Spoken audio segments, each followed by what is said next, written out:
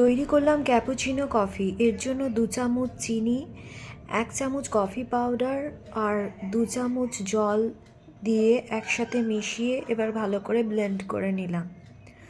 Blend করতে হবে ততক্ষণ যতক্ষণ না এরকম ক্রিমি টেক্সচার আসছে।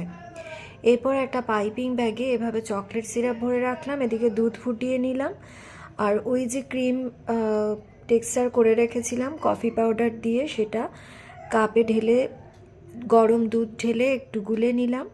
এরপর ওপর থেকে আবার ওই কফি চিনি যে ক্রিম টেক্সচারটা সেটা উপরে ভাসিয়ে দিলাম।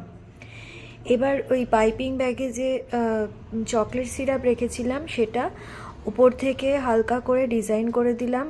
চকলেট সিরাপটা একটু ব্লেন্ড করে নেবেন, না হলে ওপরে ভেসে থাকবে না, আর এটা অনেক প্র্যাকটিসের ব্যাপার, নইলে ডিজাইন আসবে না।